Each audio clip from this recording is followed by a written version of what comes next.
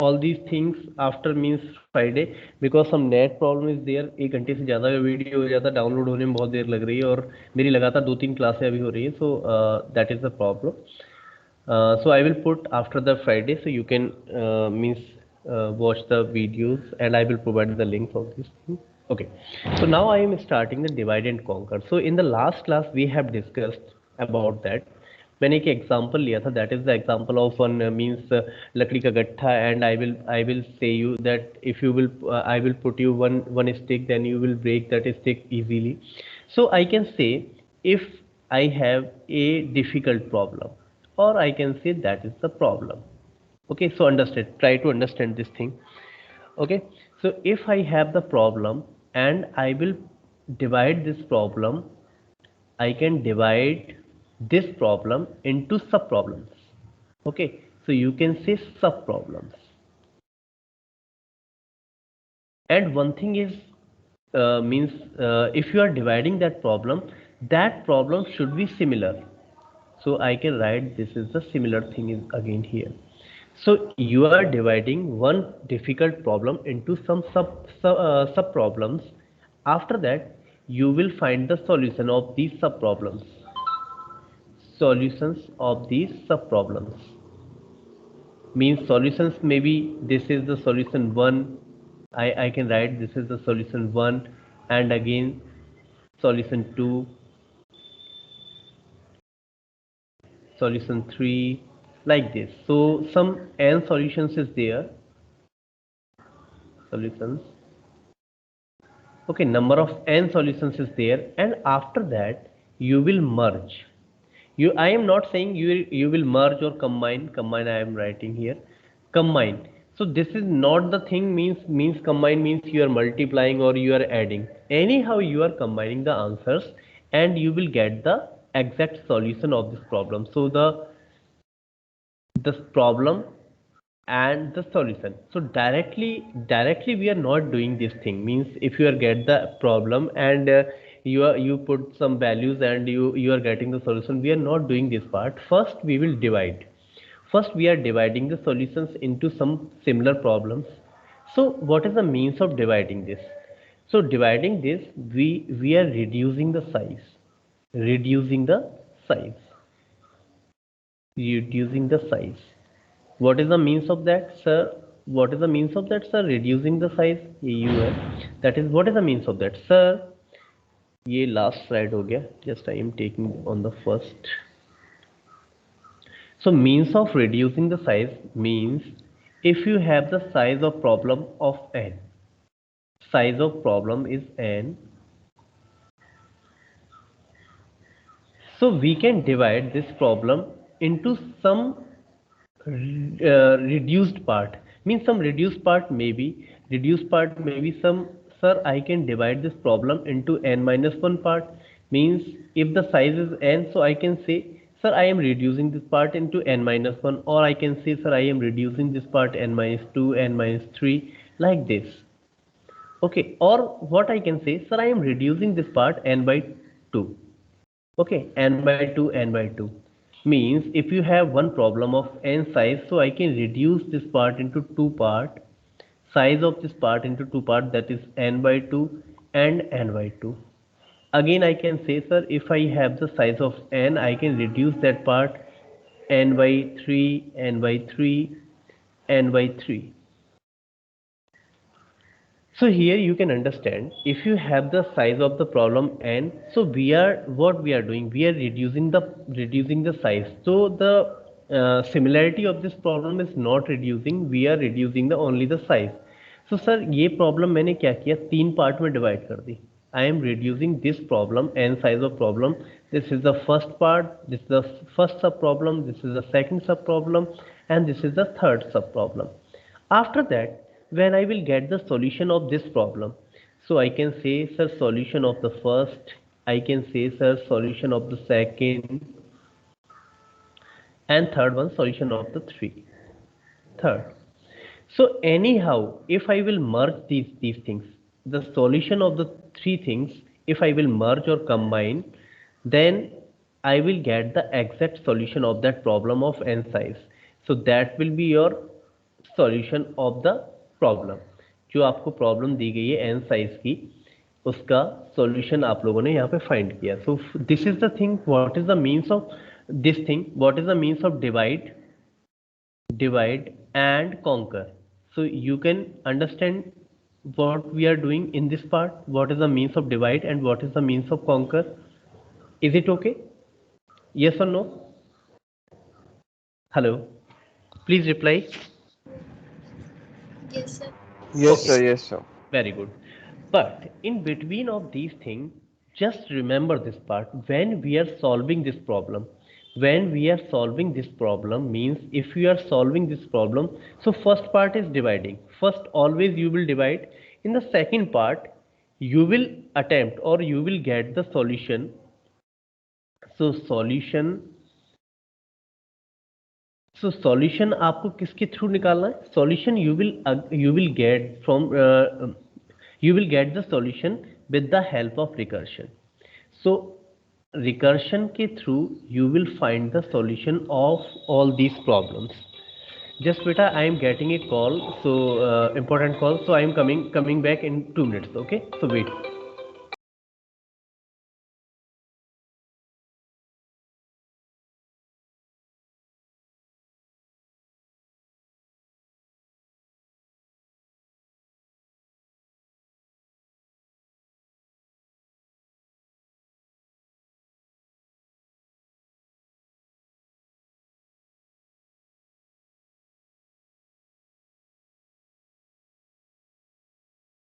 So sorry for interruption. Okay, so please remember this thing. First, we will divide the problem in sub problems. So you are with me, all of students. Please reply.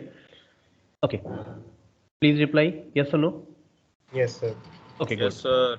Okay, so first divide the problem in sub problems, and after that find the solution of the sub problems. Solution of the sub problems. हम क्या करेंगे कि problem को divide कर लेंगे, उसके बाद solution ढूंढना स्टार्ट करेंगे. We are not going directly to the n size of problem. Okay, so और उन सब प्रॉब्लम्स को सॉल्व कैसे करना है? With the help of recursive way. Means we will use the recursion to solve these problems, and after that, so conquer word we can use this thing also. Means we are conquer means you are getting the solution with the help of the recursion. After that you will merge these things. जो भी आपके merge में नहीं लिख रहा हूँ क्योंकि merge sort एक आप पढ़ते हो, so I am writing the combine thing. Okay, after that you will combine these thing and you will get the solution for the size of the problem of n. So this is the way to solve a divide and conquer problem. Okay, so remember in the divide and conquer you are going to use the recursive. So first you will reduce the size, and after that you will get the solution of the reduced size problem, similar problem, and again you will merge in any way and you will get the answers for that. Is it clear what is the means of divide and conquer? जो मैंने आप लोगों को और ये आपको recursion का तो मतलब मैंने आप लोगों को लास्ट क्लास में समझाया है. What is the means of recursion? Recursion का मतलब वही है कि थोड़ा सा काम मैं करूंगा, बाकी अपने किसी दूसरे को काम दे दूंगा करने के लिए. That is the means of recursion. Function call itself, that is the definition, but मेरे वे में आप लोग समझ ही चुके हो कि किस तरीके से हम लोग बोलते हैं. That is the I am doing some part of the problem and I will rest of the problem I will give to the other. ठीक है, दिस इज द रिकर्शन. सो यहाँ आपको समझ आ गया. बस यहाँ पे क्या है, साइज को रिड्यूस कर लेना है, रिकर्सन से सॉल्व कर लेना है. आफ्टर दैट मैं कैसे भी मर्ज कर दूँ. This is the divide and conquer. That the definition और the thing is clear in your mind कि what is the means of that. Because I am making your concept, I am not means giving to you कि just take this definition, this is the definition of divide and conquer और रट लो जाके, और फिर कभी problem आए तो फिर भूल जाना.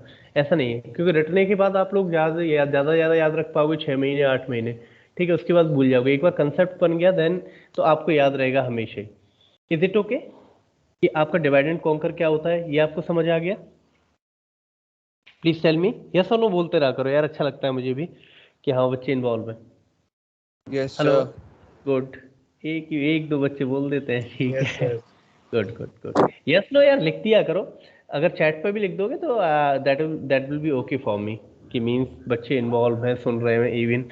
ओके नहीं तो आप कहानी की तरह कथा की तरह अगर सुनते जा रहे हो तो उसका कोई फिर फायदा नहीं होगा एट लास्ट। ओके चलो इसका अगर मैं स्यूडो कोड, मैं एरे की टर्म में आपको स्यूडो कोड इसका अगर बताऊं कि अगर मुझे डैक का स्यूडो कोड, जैसे मैंने एक फ्रेमवर्क बनाया था फॉर द रिकर्शन कि आपकी एक सब प्रॉब्लम होती है, इजी प्रॉब्लम होती है, एक डिफिकल्ट प्रॉब्लम होती है, तो हम लोग इस तरीके से अरेंज कर देते हैं like that we can write a pseudo code for this. So pseudo बोल देता हूँ, ठीक है, तो आप लोग उसको बना लेना pseudo code। Okay pseudo code। So what should be the framework for this, कि किस तरीके का फ्रेमवर्क हम लोगों को दिख रहा होगा अगर मैं इस तरीके की बात करूं। So I am taking the example of array. Array का एक एग्जांपल लेके चलता हूं। Even we can use in the link list और in other things we can use this. तो एरे का एग्जांपल ले रहा हूं फर्स्ट, क्योंकि ये इजीएस्ट वेट है। और मोस्टली क्या होगा when you are dealing with the divide and conquer, तो या तो लिंक लिस्ट का क्वेश्चन आएगा या फिर आपका एरे का क्वेश्चन आएगा। मोस्ट ऑफ द टाइम ये एरे पे ज़्यादा यूज होता है, that's why I am taking array. तो लिंक लिस्ट बाद में लूंगा क्योंकि लिंक लिस्ट का अभी फिर फंडा में लगा दूंगा। एरे थोड़ा इजी है आपके लिए अंडरस्टैंडिंग के लिए। सो यू कैन अंडर एरे को समझते हो ना। एरे को अगर मैं डिफाइन करूं तो इस तरीके के इंडेक्सेस होते हैं, सम पार्ट्स ऑफ दिस। और एरे आप लोग इस तरीके से इंडेक्स लेते हो ना, 3 4 5। ओके और यहाँ जीरो से स्टार्ट कर रहे हो, मैं इसको ऐसे बोल सकता हूँ दैट इज द आई और जे। मैं 1D एरे ले रहा हूँ। ओके आई और जे इस तरीके से आप लोग डिफाइन कर सकते हो कि first element is i, last element is j. Okay और इस एरे को नाम दे देता हूँ A. This is a array. Okay so now I can define a function DAC. DAC बोल रहा हूँ डिवाइड एंड कॉन्कर के लिए। and you can say, so I am defining a array. The range of this array is I comma j, means I is the first element and j is the last element. Okay till now you are with me? Okay so I can start what I can do first आप लोग एक चीज define कर लो। क्या define कर लो कि आपको recursion तो लगाना ही है। तो देखो चलो पहले मैं स्टेप लिख लेता हूँ कि स्टेप क्या होंगे। स्टेप क्या होंगे, एक स्टेप ये हो सकता है कि फर्स्ट मुझे क्या करना है, इस प्रॉब्लम को डिवाइड करना है इससे छोटे प्रॉब्लम में। जो साइज, जो भी एक प्रॉब्लम का साइज है, तो फर्स्ट अब मुझे क्या करना है, साइज को रिड्यूस करना है, साइज रिडक्शन। आफ्टर दैट आपको क्या करना है, सेकंड स्टेप में क्या करना है कि सब प्रॉब्लम, जो भी सब प्रॉब्लम्स आपकी डिवाइड हुई, उन सब प्रॉब्लम्स पे रिकर्शन लगाना है, recursion. After that third problem में, थर्ड स्टेप में मुझे क्या करना है, third step I will merge that part या कंबाइन दैट पार्ट। ये मुझे काम करना है। तो मैं इसको सॉल्व करने का तरीका क्या हो सकता है कि मैं एक सबसे पहले रिकर्शन तो मुझे यूज़ करना है। तो रिकर्शन अगर मुझे यूज़ करना है तो मैं कैसे कर सकता हूँ, एक छोटी प्रॉब्लम को लेके स्टार्ट करता हूँ कि if the size of the problem is small.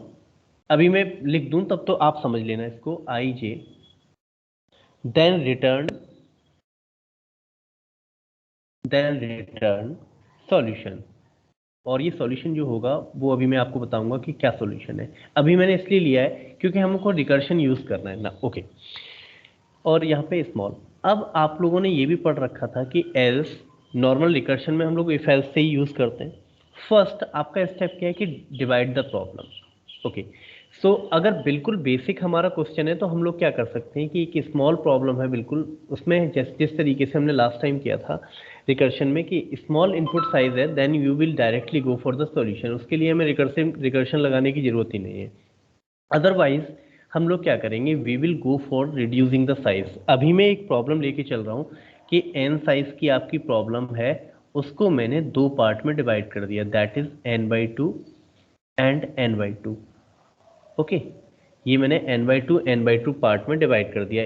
You can say sir अगर ये मेरा प्रॉब्लम है देन आई कैन डिवाइड 5 + 2। यहाँ पे हम लोग अगर एक और ले लेता हूँ, 0 1 2 3 4 5, तो आपका 6 हो गया। हाफ आपका कहाँ आ जाएगा, हाफ विल बी मिड आपका यहाँ पे आ जाएगा। Okay so we can divide this problem into two part. Okay एक पार्ट आपका ये हो गया यहाँ से यहाँ तक, एंड सेकंड पार्ट आपका यहाँ से यहाँ तक हो गया। Is it okay, you are with me till now, please tell me. Yes. Okay so we can say this is mid. तो मैं मिड को यहाँ पे लिख दूँ, this is your mid. Okay so I am dividing a problem a problem of size n into two parts, that is the size of that problem is n by 2 and n by 2. So first else में आपका first step क्या हो जाएगा, divide into sub problems.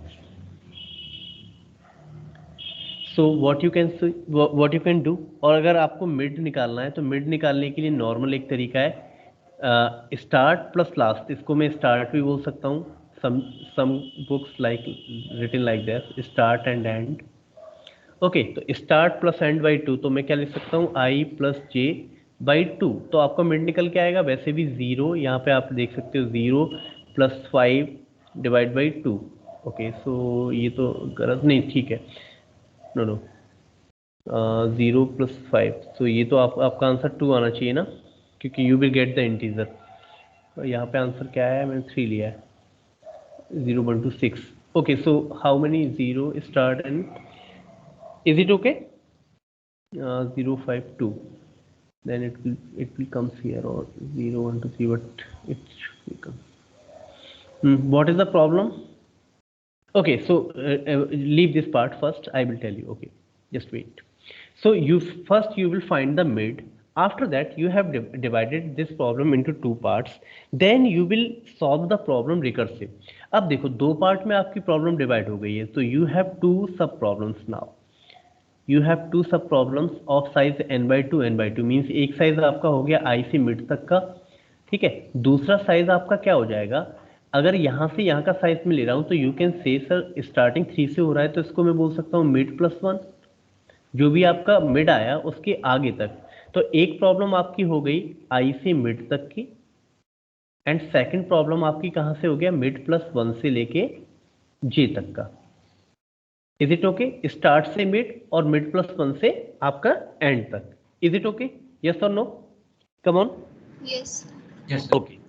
And I have already told you कि अब मुझे जो problem solve करना है, I will solve that problem with the help of the recursion. अगर मैं रिकर्शन का यूज करने जा रहा हूं तो मुझे क्या करना होगा, जो फंक्शन मैंने बनाया है उस फंक्शन को यूज करना है.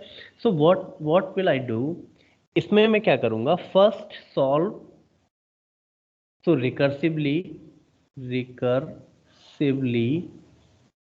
solve problem each, या फिर मैं लिख सकता हूँ recursively solve each problems. Okay जो जितनी प्रॉब्लम आपने डिवाइड की है, तो you can write the each problems. Okay so first part को मैं क्या करता हूँ, b is equal to DAC, और मैंने डैक क्यों लिया, क्योंकि वही रिकर्सिवली यूज करना है, then I will use that function again. Okay this is the important thing, because again and again you will use the recursive thing. So DAC is there, so I can write again A, that was my array. Now for the first part, what should be the size reduce हो जाएगा क्योंकि reduce किया था size. So it will start from the I and कहाँ तक जाएगा, ये जाएगा आपका मिड तक. So first I am using the recursive way, so I am using that tag. A array आपको यूज करना है, प्रॉब्लम अभी भी वही है.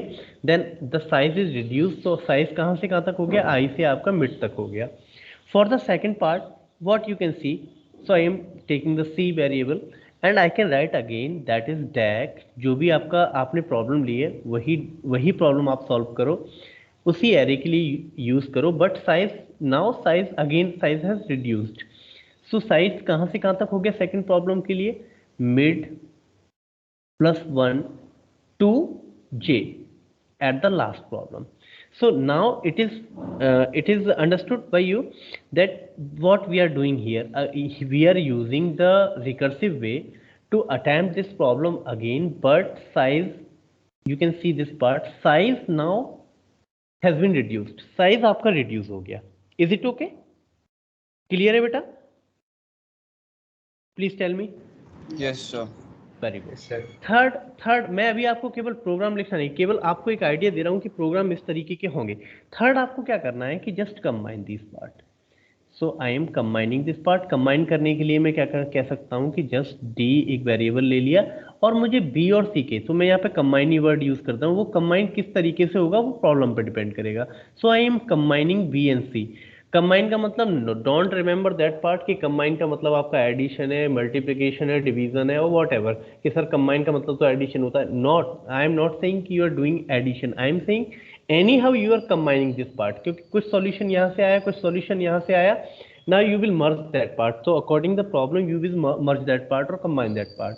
So D is this thing. So last आप रिटर्न क्या कर दोगे, अब प्रॉब्लम का टोटल प्रॉब्लम का सॉल्यूशन देना है जो ये प्रॉब्लम थी। So again in the last you will return D, जो आप D को रिटर्न कर दोगे, जो D आंसर आएगा that will be your solution. So now I think pseudocode is understood by you.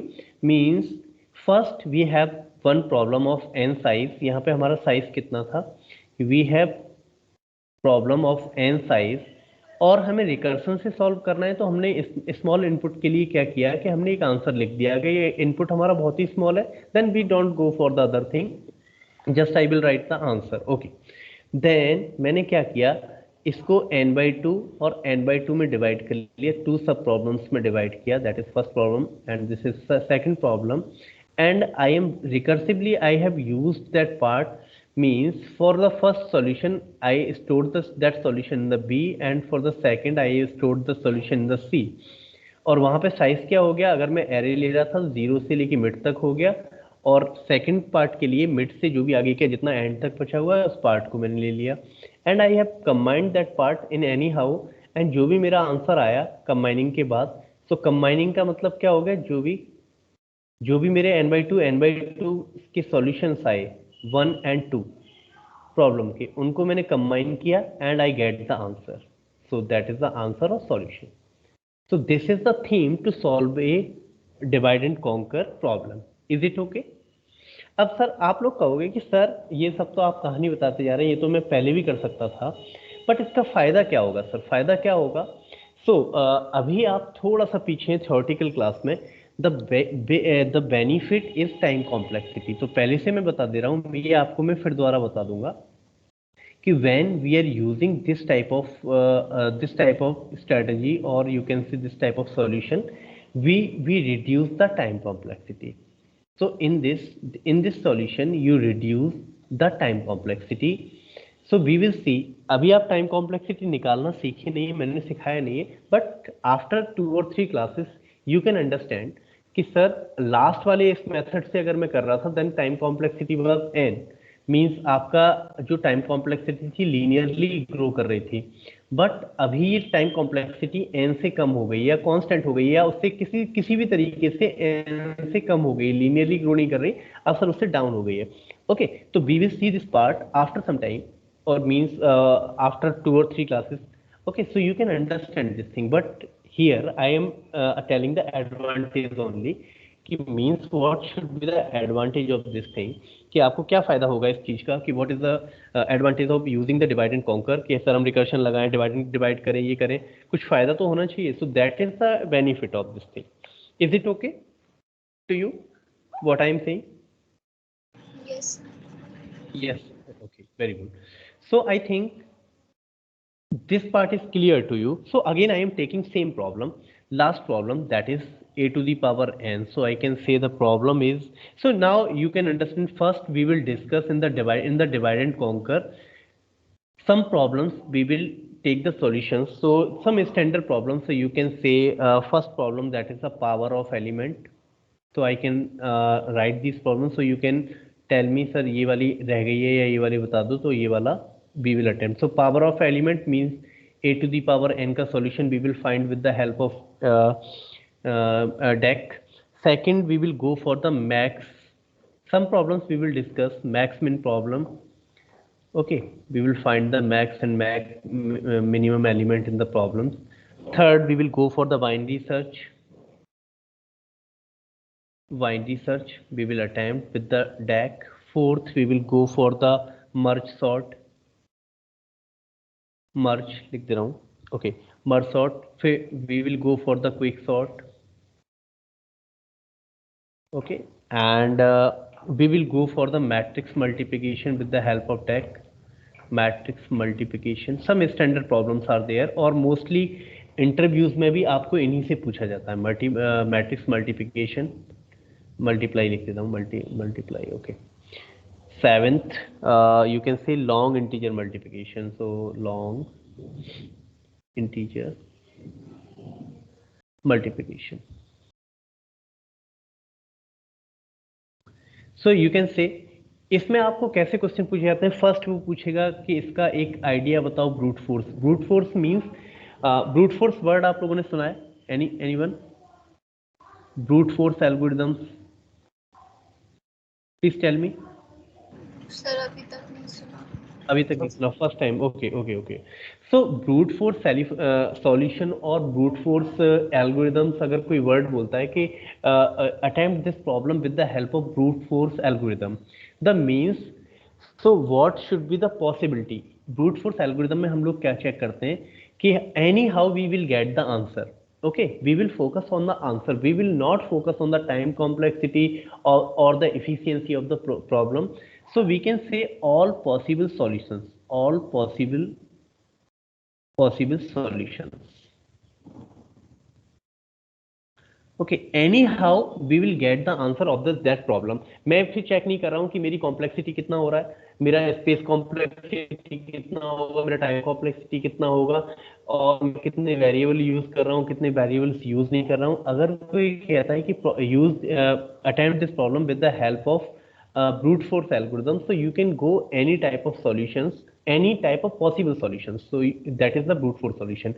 Now if the word used by efficient algorithm, sometime कुछ जब examination आपकी होती है आपके प्लेसमेंट के लिए, अदर किसी भी पार्ट के लिए, तो वहां पे वर्ड यूज करता है efficient algorithm.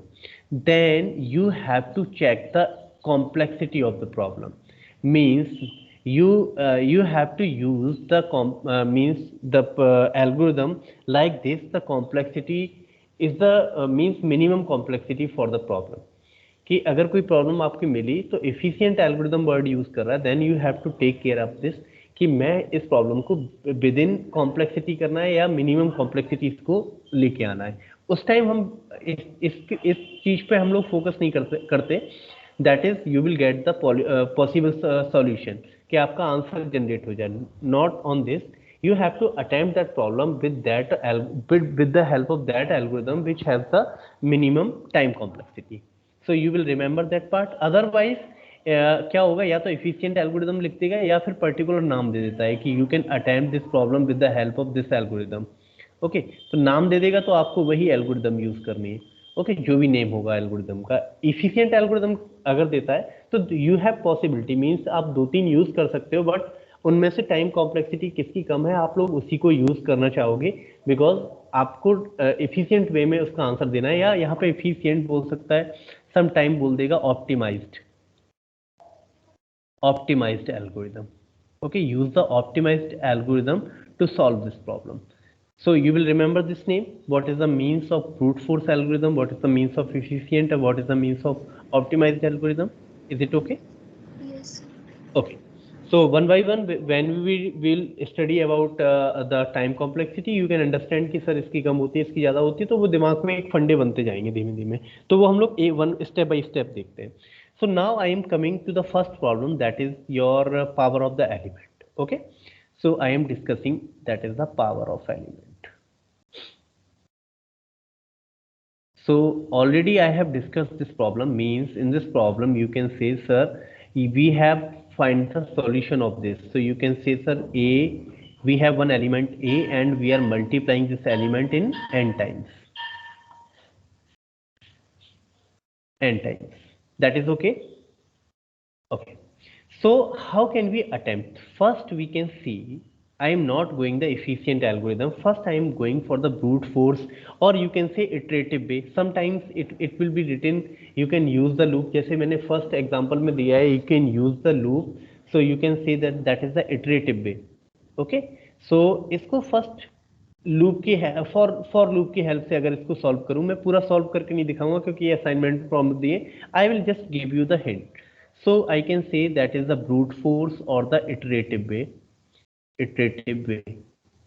iterative algorithm or iterative way to solve, or you can say, sir, that is a brute force method हो सकता है इसका to attempt this problem.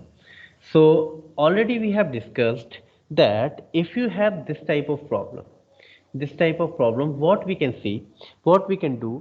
Sir अगर मैं ऐसा करूं कि मैं स्टार्ट करता हूं, इसको समझ लो पहले, ठीक है। अगर मैं स्टार्ट कर दूं कि मैं क्या करता हूं कि सर एक नंबर ले लेता हूं, कोई भी आपने एक इनपुट दिया, मान लो मैंने कहा कि फैक्टोरियल आपको 4 to the power 6 निकालना है, ठीक है, या 4 to the power 3 निकालना है, चलो 6 तक काउंट करने में दिक्कत होगी। तो आपको करना क्या है कि 4 × 4 सर ये निकालना है और इसका मल्टीप्लाई का आंसर मुझे प्रोवाइड कर देना है। तो हमारे स्टेप्स क्या क्या हो सकते हैं, देखो किसी भी प्रॉब्लम को सॉल्व करने के लिए पहले अपने दिमाग में आइडिया डेवलप करो कि what is the idea to solve this problem. सो मैंने कहा सर इटरेटिव वे में सॉल्व करना है, मीन्स लूप यूज करना है। चलो मैं फॉर लूप, कल हर्ष ने शायद वाइल लूप से भी बताया था कि sir how can be attempt with while loop, some student can attempt with the while loop also. चलो मैं फॉर लूप से थोड़ा सा अटेम्प्ट करके बताता हूँ सर कैसे हो सकता है। सर अगर मैं ऐसा कर लूँ, मैं एक फॉर लूप लेता हूँ और उस फॉर लूप को मैं क्या करता हूँ, एक वेरिएबल आई 1 से स्टार्ट करता हूँ और कितनी बार चलाना है सर, जो भी मेरा एन नंबर होगा, जो मेरा एन नंबर होगा उतनी बार अगर मैं इसको बढ़ाता जाऊँ एक एक करके बढ़ा रहा हूँ। आई की वैल्यू पहले एक ही वैल्यू मैंने कोई भी प्रोवाइड कर दी, मान लो 4 प्रोवाइड कर दी, तो ये 4 पहले ले ले, फिर अगला 4 ले ले, फिर अगला 4 ले ले। तो मैं इटरेटिव वे में एक एक वैल्यूज को इंक्रीज कर रहा हूँ, ठीक है। और कब तक कंपैरिजन करूंगा, अगर मैं n इज इक्वल टू ले रहा हूं, ये n की वैल्यू है, n इज इक्वल टू 3 लिया, जो भी n का नंबर हो उस n के नंबर तक मुझे इंक्रीज करना है। तो I can do this part कि सर अगर मैं ऐसा कर दूं, ऐसा कुछ कर दूं, ठीक है, तो मेरे पास क्या हो जाएगा कि मैं एक नंबर को, एक पर्टिकुलर नंबर को, अगर मैंने a is equal to a की वैल्यू जो भी ले रखी है, उस नंबर को मैं n बार कंपैरिजन कर रहा हूँ, अगर n की वैल्यू 3 है तो 3 टाइम्स मल्टीप्लाई कर रहा हूँ। अभी मल्टीप्लाई नहीं किया, 3 टाइम्स ले रहा हूँ, सॉरी 3 टाइम्स ले रहा हूँ, तो मैं यह पार्ट हटा देता हूँ। 3 टाइम्स मैं उन वैल्यूज को ले रहा हूँ सर, और मुझे क्या करना है, इसका मल्टीप्लाई करना है सर। तो मैं क्या कर सकता हूँ कि सर एक फॉर लूप में ये ले लिया और इस पार्ट को मैं क्या एक प्रोडक्ट में सेव कर देता हूँ। तो मैं क्या कर सकता हूँ सर कि प्रोडक्ट, जैसे ही मेरे पास एक वैल्यू आती है तो वो मल्टीप्लाई कर दे, जो भी आपका नंबर है उससे मल्टीप्लाई करते जाए। अगर मैंने ए नंबर ले लिया है तो ए, फर्स्ट टाइम ए आएगा तो ए आंसर आ जाएगा, सेकंड टाइम पे दूसरा होगा तो जो ए पहले से यहाँ मौजूद है दूसरे से मल्टीप्लाई कर देगा, थर्ड टाइम पे यहाँ पे ए स्क्वायर हो चुका होगा, एक ए नंबर और आ जाएगा तो ए थर्ड टाइम मल्टीप्लाई हो जाएगा। जितना मेरा एन नंबर है उतनी टाइम ये मल्टीप्लाई होता जाएगा और मुझे आंसर प्रोवाइड कर देगा। Okay, so you will get the answer from there. So this is the mechanism for this type of question. Means मैं अगर for loop लगाऊं, अब initialize और आपका जो framework है for loop का वो आप लोग attempt करना। So this is the mechanism कि इस तरीके से आप brute force को यूज करके you can find the solution। अच्छा, यहाँ पे थोड़ा सा टाइम कॉम्प्लेक्सिटी आप लोग समझते हो थोड़ा सा कि सर कि मुझे आपने बताया था कि अगर मैं ये टाइम कॉम्प्लेक्सिटी अगर मैं देखना चाहूँ तो I can count the primitive operations. तो प्रिमिटिव ऑपरेशंस फिर से देखो, ये आपके प्रिमिटिव ऑपरेशंस है। असाइनमेंट मींस इसमें टाइम कितना लग रहा होगा, केवल एक बार हम असाइनमेंट को करते हैं तो आपका टाइम कितना लग रहा होगा, इसमें मान लो मुझे लगता है C1 टाइम, तो आई कैन से C1 × 1। यहाँ पे कंपैरिजन कितने हो रहे होंगे, जल्दी से बताओ कितने कंपैरिजन हो रहे हैं, अगर इसको C2 टाइम लग रहा है कंपैरिजन के लिए, जल्दी से बोलो कितना मल्टीप्लाई होगा। कंपैरिजन की जब भी बात आए मैंने हमेशा, हाँ, फॉर लूप के कंपैरिजन के लिए मैंने क्या बताया है, n+1। वेरी गुड, कि अगर n कंपैरिजन कर रहे होते हैं तो ये तो मेरे क्या कहते हैं ट्रू के लिए है, बट एक कंपैरिजन चाहिए कि मुझे लूप से बाहर आना है, वो फॉल्स के लिए, तो आपको n+1 कंपैरिजन चाहिए। ये कितने टाइम चलेगा, अगर इसे C3 टाइम चल रहा है, एक एक करके बढ़ा रहा है तो n टाइम चलना पड़ेगा, तो C3 × n कर दिया। ये पूरा एक मान ले रहा हूं कि प्रिमिटिव ऑपरेशन है। इस पूरे प्रिमिटिव ऑपरेशन को कितने टाइम चलना होगा, जितने टाइम ये लूप चलेगा, ये वाली वैल्यूज कंपैरिजन होगी, उतने टाइम ए मल्टीप्लाई होगा, मींस ये भी n टाइम मल्टीप्लाई हो रहा होगा। C4, अगर यहाँ कुछ रिटर्न है, इसको रिटर्न बोल देता हूँ, अगर यहाँ पे कोई रिटर्न ले लेता, मान लो रिटर्न ही कर दे रहा हूँ, रिटर्न ले रहे हो ये कुछ, ठीक है, तो रिटर्न में कुछ टाइम लगने वाला था लेकिन रिटर्न एक ही टाइम चलने वाला है, तो C5 × 1 कर देता हूँ। तो मोस्ट ऑफ द टाइम मुझे ये टाइम लगने वाला है। अगर इसको आप लोग ऐड करोगे तो you will get some value like this, कि इसको भी आप लोग n को एक तरफ ले लोगे और n को और चलो मैं लिख ही देता हूँ सो यू कैन अंडरस्टैंड कि डाउट ना हो कहीं। फर्स्ट से आपका आ जाएगा C1, फिर सेकंड से आ जाएगा C2n plus C2, plus third से आपका आ जाएगा C3n, फिर C4n and plus C5। Okay, अब मैं कांस्टेंट को एक तरफ ले लेता हूं तो मैं लिख सकता हूं C1 plus C2 plus C5, okay, plus n को एक तरफ ले ले रहा हूं and C2 C3 and C4, C2 plus C3 and C4। और मैंने कहा क्या कहा आपसे कि you will not consider the, अगर मैं इसका टाइम कॉम्प्लेक्सिटी बोलूं t लिख देता हूं टाइम के लिए, टाइम कॉम्प्लेक्सिटी अगर बोल रहा हूं इसकी तो मैं कांस्टेंट को कंसीडर नहीं कर सकता। तो you can see this part is constant, so you can write t is equal to something, एक कांस्टेंट है c, ठीक है, C8 ले रहा हूं, ये कांस्टेंट आ जाएगा C7, this is n, again this is very linearly, so you can से कि ये आपका क्या हो गया कि जो आपका टाइम कॉम्प्लेक्सिटी है वो केवल n पर डिपेंड है और अभी लीनियरली ग्रो कर रही है। लीनियरली मीन्स यू कैन से, अगर मैं इस टर्म को लिखना चाहूँ, समटाइम्स अब जब हम n लिखते हैं तो मैं कांस्टेंट को नेग्लेक्ट कर देता हूँ और इसको लिखने का तरीका अभी बता रहा हूँ, ये मैं पढ़ाऊंगा फिर से कि the way of writing this is big O of n। इसकी कॉम्प्लेक्सिटी हम लोग लिख सकते हैं the complexity of this algorithm और this program is big O of n। ये कांस्टेंट को नेग्लेक्ट किया और n साइज पर डिपेंड कर रहा है, मींस n इनपुट पर डिपेंड कर रहा है। जैसे जैसे जैसे मैं साइज बढ़ाऊंगा वो लीनियरली ग्रो होता जाएगा, तो we can say the time complexity is O of n। Is it okay? ये समझ आ गया आपको कि अभी इसकी टाइम कॉम्प्लेक्सिटी क्या? हाँ बेटा, ओके गुड। तो इसकी time complexity O of n generate होके आई है जब हम लोग इसको अटेम्प्ट कर रहे हैं इटरेटिव वे में और ब्रूट फोर्स वे में। नाउ अब मैं आपको इसी क्वेश्चन को करके दिखाता हूं। हम लोग जाएंगे कि हम लोग डैक के थ्रू कैसे यूज कर सकते हैं। Now we will use the DAC, means divide and conquer, divide and conquer, कि डैक के थ्रू इसको, इस प्रॉब्लम को कैसे सॉल्व करेंगे। चलो एक तरीका, फिर मैं, आप लोग मुझे हेल्प करोगे, समझाता हूं कैसे कर सकते हैं। अभी आपके पास क्या है, चलो मैं एक एग्जांपल लेता हूं फर्स्ट, कि मैं क्या कर सकता हूं। सर मैं ऐसा कर सकता हूं कि अगर मेरे पास ये क्वेश्चन आया कि take this value a to the power 16, तो मैं क्या कर सकता हूं, I can divide into 2 parts. Sir मैं इसको अगर 2 पार्ट में डिवाइड कर दूं तो क्या हो जाएगा, a to the power 8, a to the power 8। Okay, again sir मैं कर सकता हूं, मुझे रिकर्सिव वे में ही सॉल्व करना है, तो I can divide this value a to the power 4, a to the power 4, same इस तरफ भी हो जाएगा a to the power 4, a to the power 4। Again we can divide this problem a to the power 2, a to the power 2, ये भी आपका same हो जाएगा। मैं इस तरफ के नहीं लिख रहा हूँ, एक ही तरफ के लिख रहा हूँ, ठीक है, same, this is the same way. Again sir मैं क्या कर सकता हूँ, इसको 2 पार्ट में डिवाइड कर सकता हूँ, a एंड a, ओके, इसको भी a एंड a में डिवाइड हो जाएगा, ये भी a, ये भी आपका a एंड a में डिवाइड हो जाएगा। Okay, this type of tree और this type of situation will अकर।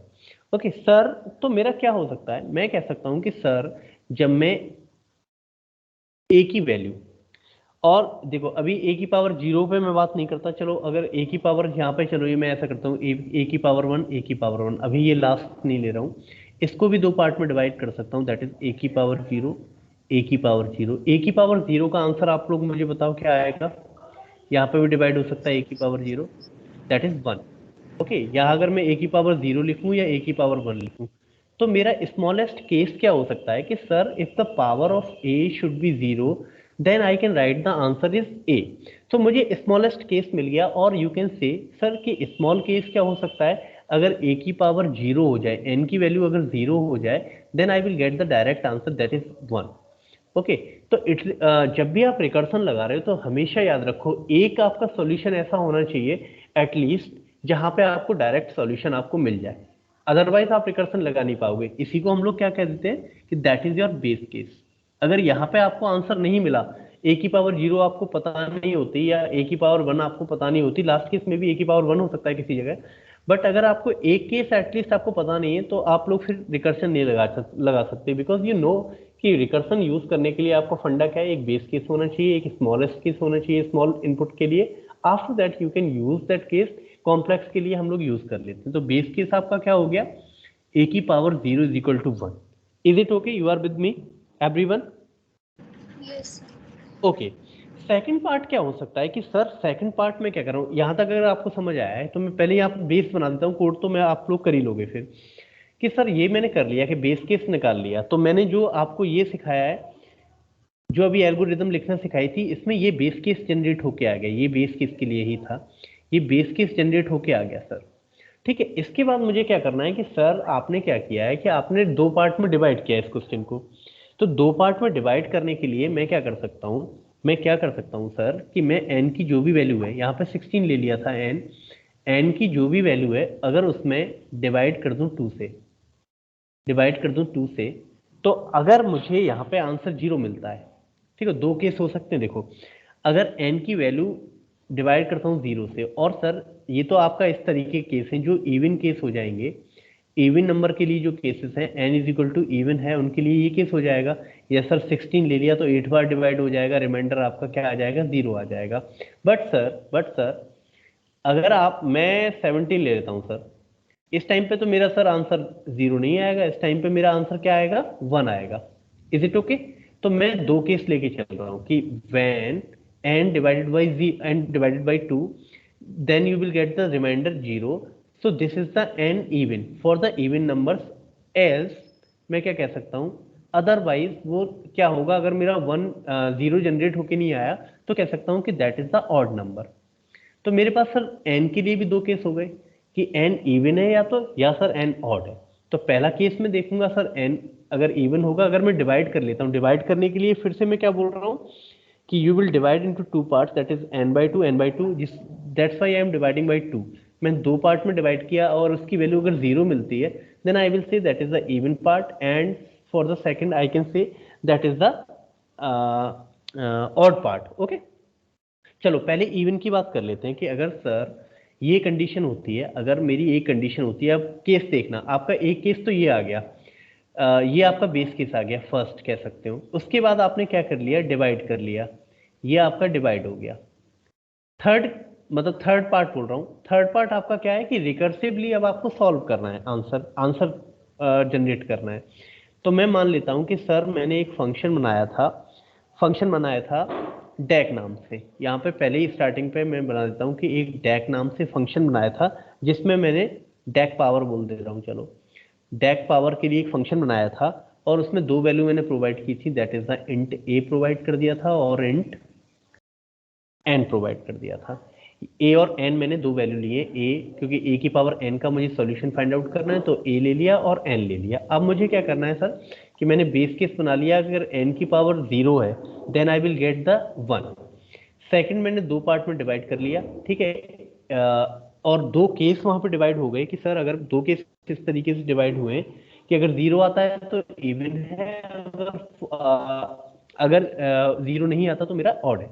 तो फर्स्ट केस में क्या होगा, अब समझो कि अगर फर्स्ट केस देखो इवन वाला है, इवन वाले केस के लिए ले रहा हूं, इवन के लिए अगर मैं सॉल्व कर रहा हूं इसे, तो इवन केस के लिए क्या हो जाएगा सर, स्टोरी कुछ सेम जो मैंने ये एग्जांपल लिया है उस तरीके से होगा, क्योंकि यहाँ पे भी आपका एन क्या है, इवन है, कि दो पार्ट में डिवाइड होगा 8 ठीक है, इस तरीके से आपका ट्री चलता जाएगा। तो यहाँ पे आप लोग देखो कि मैंने साइज क्या प्रोवाइड कर दिया है, साइज क्या हो गया इसका n/2।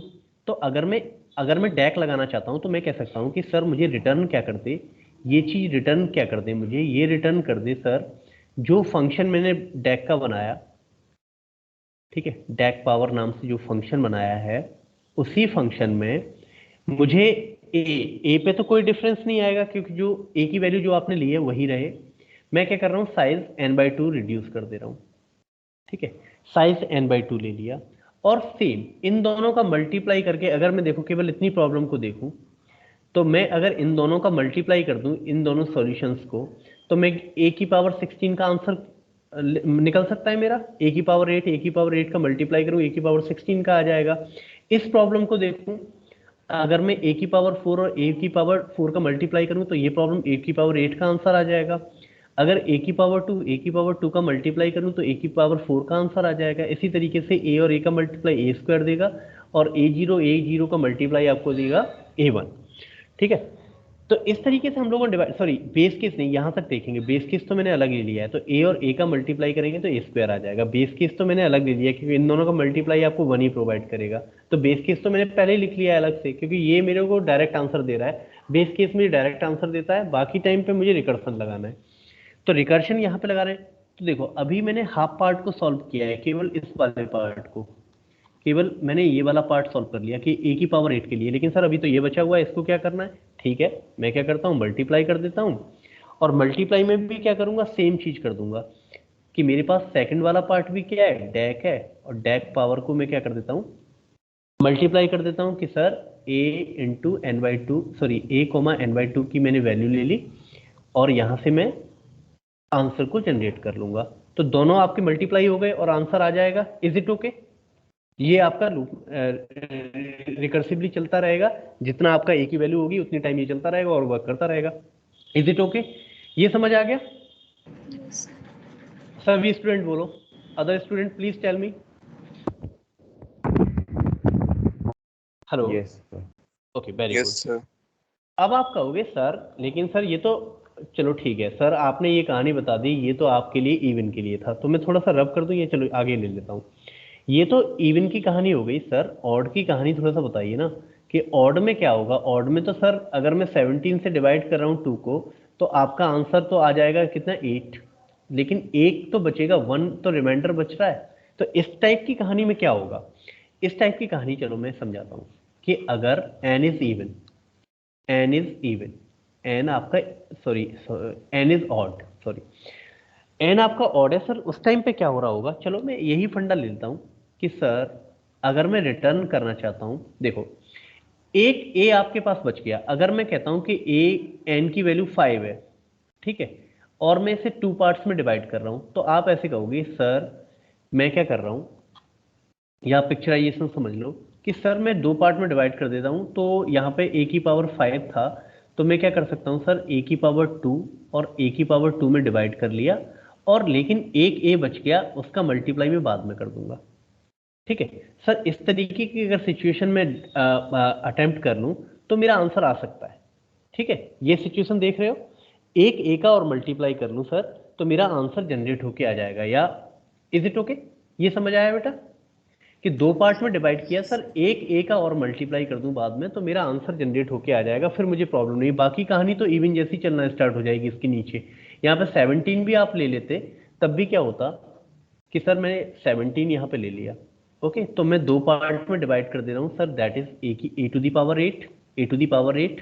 ठीक है, उसके बाद तो इवन की कहानी स्टार्ट हो गई, जो इवन में था वही सेम रहेगा, बट एक ए का मल्टीप्लाई एक्स्ट्रा में कर दूं तो मेरा आंसर जनरेट हो जाएगा। तो यही मैं क्या करता हूँ, अपने रिकर्सिव फंक्शन में कर देता हूँ। मैं क्या करूंगा सर, मैं क्या कर रहा हूँ सर, डैक जो मैंने लास्ट टाइम लिखा, डैक पावर, मैंने जो फंक्शन बना रखा है उसमें मैं n/2 से डिवाइड कर लेता हूँ और इन दोनों का मल्टीप्लाई करना है। मीन्स फिर से मैं एक डैक ले रहा हूँ और इसको मल्टीप्लाई कर रहा हूँ, DAC power a n/2। But sir एक a तो मेरा रह गया, एक a मेरा रह गया है ऑड फंक्शन के लिए, तो मैं क्या कर रहा हूँ, एक a से और मल्टीप्लाई कर दे रहा हूँ, तो मेरा काम खत्म हो जाएगा सर। और ये दोनों, एक इवन वाला केस ले लिया, एक ऑड वाला केस ले लिया सर, और इसके बाद जो भी रिटर्निंग हो रही है वो मुझे आंसर दे देगा। अगर n इवन है तो वो ये वाला केस चला देगा, ये वाले केस को यूज कर लेगा, अगर n ऑड है तो ये वाला केस चल जाएगा सर। दोनों केस हो गए, और यहाँ पे हम मर्ज भी करते जा रहे हैं, मल्टीप्लाई करके मुझे आंसर ये जनरेट करना था, तो मैंने मर्ज भी कर दिया, तो मेरा आंसर भी जनरेट हो गया है। तो दिस इज द कोड। तो मैंने देखो, कोड को अगर लिखना चाहो तो सबसे पहले क्या करोगे, बेस केस को लिखोगे, उसके बाद ये वाली कहानी लिख लेना, डिवाइड वाली, ठीक है, और उसके बाद इन दोनों केस को आप लोग लिख दोगे, तो आपकी जनरेट हो जाएगा answer. That is your answer. Is it okay कि आपको अभी थोड़ा सा आइडिया डेवलप हुआ है कि कैसे हम लोग डिवाइड एंड कॉन्कर का यूज करके we can attempt this question? Is it okay? Yes और नो? Yes. अभी आपको थोड़ा सा देखो, प्रोग्रामिंग में बिल्कुल नहीं करके दिखा रहा हूँ, लेकिन आपके स्किल्स खराब हो जाएंगे।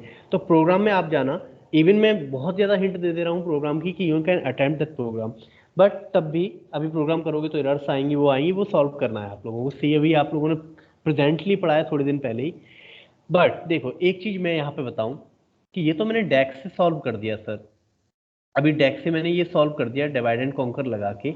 अभी मैं आपको नहीं बता रहा कि इसकी कॉम्प्लेक्सिटी एक्चुअली किस तरीके से निकल के आएगी, but the complexity of this problem, the time complexity, basically the time complexity of this problem will be O n again. अभी मैं आपको ये वाला पार्ट सिखाऊंगा, जब आपको टाइम कॉम्प्लेक्सिटी निकालना थोड़ा सिखा दूं तभी मैं आपको ये पार्ट चुटकियों में सिखा दूंगा, वो आप देख के बता दोगे खुद ही अपने आप ही। बट अभी मैं इसको स्किप कर रहा हूँ कि बट केवल बता रहा हूँ आपको the time complexity of this code again that will be O n. तो आप कहोगे अरे सर फिर तो ब्रूट फोर्स ही सही है ना, कि क्यों मैं इतना डिवाइड करूं फिर मर्ज करूं फिर ये कहानी करूं। बिकॉज हम लोग क्या कर रहे हैं यहाँ पे भी कुछ अभी हमने ऑप्टिमाइज नहीं कर पाया इस कोड को। We are not optimize this code, इस वजह से आपकी जो भी कॉम्प्लेक्सिटी आ रही है दैट इज उसी टर्म की आ रही है, लीनियरली आपका ग्रो कर रहा है, the growth of the function again linear. So यहाँ पे कॉम्प्लेक्सिटी आपकी, बिकॉज अगेन एंड अगेन हम लोग कर क्या रहे हैं, देखो यहाँ पे अभी समझो हम कर क्या रहे हैं। सर हम एक पार्ट डिवाइड करते हैं, दो पार्ट डिवाइड करते हैं, फिर से हम इन दोनों को मल्टीप्लाई करते हैं। तो हम लोग सर टाइम ही तो खर्च कर रहे हैं, पहले इसको मल्टीप्लाई करो फिर सर इसको मल्टीप्लाई करो, उसके बाद इन दोनों को मल्टीप्लाई करो, जो भी आप आंसर लेके आ रहे हो। तो बहुत ज्यादा फायदा तो हमें हो नहीं रहा सर। तो हम लोग इसके ऑप्टिमाइज्ड वे पे जाते हैं कि दैट इज द ऑप्टिमाइज्ड। इसी क्वेश्चन में देखो मैं डायरेक्टली ऑप्टिमाइज या बीच की कहानी भी लेके आया। अगली जो भी एल्गोरिदम होगी डायरेक्टली हम लोग डैक का यूज करेंगे तो वहां ऑप्टिमाइज्ड वे ही होगा। यहाँ पे देखो फर्स्ट क्वेश्चन था इसलिए मैं समझा भी रहा हूँ कि ऐसा नहीं है कि आप लोग अगर कुछ गलती करोगे ऑप्टिमाइज्ड वे में नहीं जाओगे then you will get the again the same complexity, तो आपकी कोड में कोई फायदा नहीं हुआ, आपकी प्रोग्रामिंग का कोई फायदा नहीं हुआ। So we are going for the optimize of the, और you can say that is the efficient DAC divide and conquer rule. अब देखो इस वाली प्रॉब्लम में हम लोग करने क्या वाले हैं, अभी आप समझना कि अभी आप क्या कर रहे थे कि दो पार्ट में डिवाइड कर रहे थे कि एक प्रॉब्लम आया ए की पावर 16, इसको दो पार्ट में डिवाइड कर लिया, a to the power 8 a to the power 8, और इन दोनों का मल्टीप्लाई को फिर आप आंसर में ला रहे थे। अभी मैं क्या करूंगा, मैं क्या करता हूं सर, आप इतना कर क्यों रहे हो। कोई बच्चा कह सकता है कि सर यहाँ तो मेरे पास जो दो पार्ट है वो सेम ही है ना, n/2 में डिवाइड कर लिया आपने, ये n/2 में डिवाइड किया था, ये भी साइज n/2 में डिवाइड किया था। मैं क्या करता हूँ सर अगर मैं इसको सेव करके कहीं रख लूँ इसके सॉल्यूशंस को, मान लो ए की पावर 8 का जो भी सॉल्यूशन आया, अगर मैं एक टेम्परेरी मेमोरी में इसको सेव करके रख लूँ और बाद में जब भी मुझे जरूरत पड़ेगी इसे मल्टीप्लाई कर दूंगा, मैं दो बार मल्टीप्लाई क्यों करूँ सर। ठीक है, मुझे जब भी जरूरत पड़ेगी इसको उठा के ए टू दी पावर 8 और जो भी टेम्प है मेरा इसमें स्टोर कर रखा है टेम्परेरी मेमोरी में, तो वहां से इस दोनों टेम्प को दो बार मल्टीप्लाई कर दूंगा, वहां से भी तो आंसर जनरेट कर सकता हूं सर। आप क्यों इतना दो बार मल्टीप्लाई कर रहे हो, इससे मेरा टाइम खर्च हो रहा है। ठीक है, तो मैं अगर स्टोर कर लूं किसी वैल्यू को और उससे जस्ट मल्टीप्लाई करता जाऊं तो वो मेरे लिए आसान है और वो मेरा ऑप्टिमाइज्ड वे भी हो सकता है। ओके, तो देखो फिर से क्या होगा, ये चीज समझ में आई कि ये मैं क्या बोलने वाला हूं। Is it okay? Hello, sir एक बार और बता दें। और बता देता हूँ। यहाँ पे मैं क्या बोल रहा हूँ कि सबसे पहले अभी जो मैंने अभी डेक का तरीका बताया पिछला, वहां में क्या कर रहा था कि मैंने एक प्रॉब्लम ली एन साइज की, a to the power n था, उसको डिवाइड किया and a to the power n/2 a to the power n/2 part में। ठीक है, मैं इन दोनों का मल्टीप्लाई कर रहा था। ठीक है, इन दोनों का मल्टीप्लाई। अभी मैं क्या करूंगा, जो मैं एक ही पार्ट का ये एक ही पार्ट का आंसर लेके जनरेट करूंगा रिकर्सिव वे में। मैं क्या कर रहा था, देखो यहाँ पे देखो, दो बार रिकर्सिव चला रहा था, एक बार रिकर्सिव ये चल गया, ठीक है, एक बार रिकर्सिव कॉल ये हुआ, एक बार रिकर्सिव कॉल ये हुआ। अब आप ये भी तो कह सकते हो सर आप ये करो, एक बार रिकर्सिव कॉल चलाओ और इसको किसी एक वेरिएबल में सेव कर दो। वेरिएबल मैंने ले लिया कि सर मैं एक टेम्प वेरिएबल में इसको सेव कर लेता हूं, तो मैं मल्टीप्लाई जब करूंगा तो अगली लाइन में जो भी आंसर इसका है उसी आंसर से इसको मल्टीप्लाई कर दूंगा, टेम्प मल्टीप्लाई टेम्प कर दूंगा तब भी मेरा आंसर आ जाएगा। तो मुझे दो बार रिकर्सिव कॉल नहीं बुलाना पड़ेगा। रिकर्सिव में आपको टाइम लगेगा ना भाई, इस पूरे ट्री को ट्रेवर्स करना है, तो एक बार कर लिया, ठीक है, ये पूरा ट्री चला लिया, इसी तरीके से फिर इसके लिए पूरा ट्री आपको चलाना पड़ेगा, तो टाइम तो ज्यादा कंज्यूम हो रहा है। अगर ये आंसर आप कहीं सेव कर लोगे तो आपका एक बार आपको चलाना पड़ा और इसका आंसर पर्टिकुलर मान लो 2 आया इसका आंसर, तो 2 आपने कहीं सेव कर रखा है, उसको जब डायरेक्टली मल्टीप्लाई करना होगा तो आप डायरेक्टली मल्टीप्लाई कर दोगे। That will be good for you, means आपने टाइम को तो कंज्यूम नहीं होने दिया, टाइम को तो सेव कर लिया। Is it okay now? समझ में आया इस चीज का? Yes sir. ओके, चलो, तो मैं क्या बताने वाला था, यहाँ पे मैं केवल क्या करूंगा, एक रिकर्सिव कॉल चलाऊंगा और इस रिकर्सिव कॉल को मैं सेव कर लूंगा एक जगह। तो इसका देखो फिर से वही फंडा है। तो बेस केस क्या हो सकता है, मैं डायरेक्टली यहाँ पे थोड़ा सा प्रोग्रामिंग की टर्म में लिख देता हूँ कि आपने क्या किया है, फिर से वही लिया है, एक फंक्शन बनाया डेक पावर, फिर से आपने क्या किया, इंट ए ले लिया और इंट एन ले लिया। ए और एन की value a to the power n आपको सॉल्व करना है, तो ए और एन यहाँ पे ले लिया। उसके बाद क्या है, बेस केस आपको चलाना है। तो बेस केस आपका वही रहेगा, बेस केस तो वही है जो लास्ट प्रॉब्लम में था। बेस केस में आप क्या करोगे, बेस केस में कर लोगे कि if n is equal to आपका क्या था, जीरो था, ठीक है। N is equal to zero, तो रिटर्न आप क्या कर सकते हो, या फिर डायरेक्टली आप ये भी लिख सकते हो, n is equal to zero, तो रिटर्न क्या हो जाएगा, वन। ओके, ये आपका आंसर था। सेकंड आप क्या करते हो, अब आपको क्या करना है, रिकर्शन चलाना है। रिकर्शन अगर आपको चलाना, सॉरी, रिकर्शन आपको अगर चलाना है, रिकर्शन अगर रिकर्शन आपको चलाना है तो आप क्या करोगे कि मिड निकाल लोगे। मिड इसका क्या है, मिड इसका क्या है, n/2, क्योंकि दो पार्ट में डिवाइड कर रहे हो। तो फर्स्ट कॉल आप क्या कर सकते हो, और इस तरीके से आप डिवाइड कर सकते हो, जैसे मिड निकालना है तो इफ आप इस तरीके से ले लो। देखो यहाँ पे भी दो केस है, तो n/2 में इस तरीके से लिख देता हूँ कि आपको n/2 में डिवाइड कर रहे हो, तो फिर से वही केस हो जाएगा, if n percentage of d is equal to zero. तो ये इवन केस के लिए हो गया। इवन के लिए आप लोग क्या कर रहे होगे, एक वेरिएबल इस बार मैंने लिया है टेम्प, ये वेरिएबल है, इसमें मैं एक बार रिकर्सिव कॉल चलाऊंगा, same recursive call, that is deck power a n/2, okay. और जब ये चला लिया तो मुझे रिटर्न क्या करना है, तो रिटर्न में मैं क्या करूंगा, सर मैं दो बार मल्टीप्लाई नहीं कर रहा, जो भी मेरा टेम्प आया है, जो भी टेम्प आया है उसको मैं मल्टीप्लाई कर दूं 2 टाइम्स। ये मैंने सेव करके रख लिया टेम्प में, और इसको दो बार मल्टीप्लाई कर रहा हूं, then I will get the answer. और अगर ये तो हो गया आपके इवन केस के लिए कि सर ये हो गया मेरे इवन के लिए, तो सेकंड केस क्या है, मेरा ऑड के लिए होना चाहिए, तो मैं सीधा यहाँ पे इफ लगाया है तो यहाँ एल्स लगा लूंगा सर। एल्स अगर इवन नहीं होगा तो मेरा ऑड होगा। ऑड के लिए मुझे क्या करना है, अगेन सर यही मैं कर दूं कि मैं टेम्प जो वैल्यू ली है उसमें मैं क्या कर रहा हूं कि डेक पावर ए एन कर देता हूँ। मेरे पास एक ए एक्स्ट्रा होता है, तो रिटर्न के टाइम पे क्या करूंगा सर, मैं टेम्प और टेम्प मल्टीप्लाई करूंगा सर, ठीक है, और इसमें एक ए का मल्टीप्लाई एक्स्ट्रा कर दूंगा, तो मेरे को आंसर आ जाएगा, और ये पूरा I can generate the answer. तो केवल मैंने क्या किया, हेलो बेटा, फिर से बोलो बेटा, समझ में नहीं आया, आवाज नहीं आ रही। नेटवर्क इशू हो रहा है, वो स्क्रीन ना फ्रीज हो रही है और आवाज भी ब्रेक हो रही है। नेटवर्क इश्यूज हो रहा है, ये एक ही पॉइंट पे है या अदर स्टूडेंट भी, please tell me. Hello hello, other student please tell me. Yes, sir, yes. तो लास्ट ही है मेरा, तो मैं वैसे ही समझा देता हूँ आपको, इतना ही मुझे समझाना था आज। जस्ट रिमेंबर दिस पार्ट, मैं क्या कर रहा हूँ, केवल एक रिकर्सिव कॉल चलाऊंगा। आफ्टर दैट अगर आपको केवल दिख रहा है दैट इज ओके। अगर एक रिकर्सिव कॉल चला रहा हूँ, उस रिकर्सिव कॉल को मैं क्या कर रहा हूँ, एक वेरिएबल में सेव कर रहा हूँ, उस वेरिएबल का मैं यूज कर ले रहा हूँ बार बार, ठीक है। तो मेरा क्या हुआ, इसमें टाइम सेव हो गया। और यहाँ पे अगर टाइम कॉम्प्लेक्सिटी, इस कोड की आप टाइम कॉम्प्लेक्सिटी फाइंड आउट करेंगे